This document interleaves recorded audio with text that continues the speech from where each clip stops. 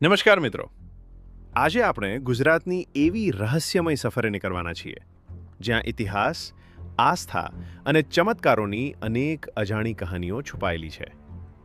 ગુજરાત માત્ર તેની સંસ્કૃતિ અને વેપાર માટે જ નહીં, પરંતુ તેના પ્રાચીન અને રહસ્યમય મંદિરો માટે પણ સમગ્ર વિશ્વમાં પ્રસિદ્ધ છે. ચાલો શરૂ કરીએ આ અદ્ભુત યાત્રા.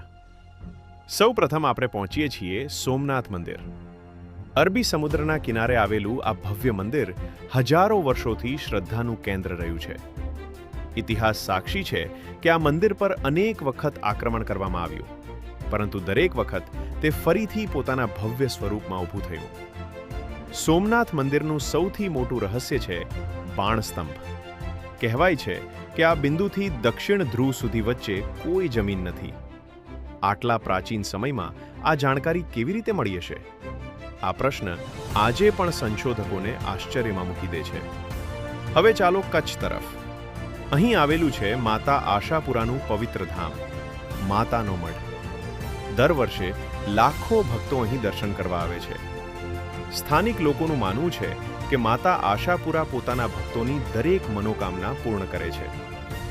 વર્ષ 2001ના વિનાશક ભૂકંપ દરમિયાન સમગ્ર કચ્છ ધ્રુજી ઉઠ્યું હતું, પરંતુ આ મંદિરને ખૂબ જ ઓછું નુકસાન થયું. ઘણા લોકો તેને માતાની કૃપા અને ચમત્કાર માને છે. હવે આગળ વધીએ ગુજરાતના એક અનોખા સ્થાપત્ય ચમત્કાર તરફ. મોઢેરાનું સૂર્ય મંદિર. આ મંદિર લગભગ 1000 વર્ષ જૂનું છે. તેની રચના એટલી અદ્ભુત રીતે કરવામાં આવી છે કે સૂર્યોદયના પ્રથમ કિરણો સીધા ગર્ભગૃહમાં પ્રવેશતા હતા. વિજ્ઞાન અને સ્થાપત્યનો આ અદ્ભુત સમન્વય આજે પણ લોકોને આશ્ચર્યચકિત કરે છે.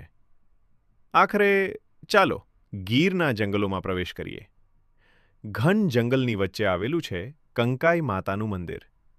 આસપાસ સિંહોની હાજરી હોવા છતાં હજારો ભક્તો નિર્ભયતાથી અહીં દર્શન કરવા આવે છે.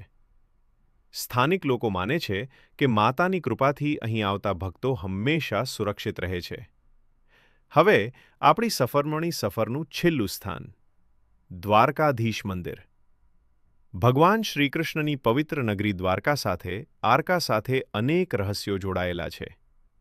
માન્યતા છે કે શ્રીકૃષ્ણની પ્રાચીન દ્વારકા નગરી આજે પણ સમુદ્રની અંદર દટાયેલી છે.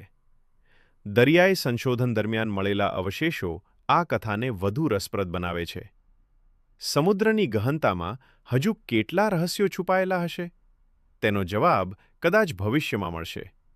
મિત્રો, ગુજરાતના આ મંદિરો માત્ર પૂજા અર્ચનાના સ્થળો નથી.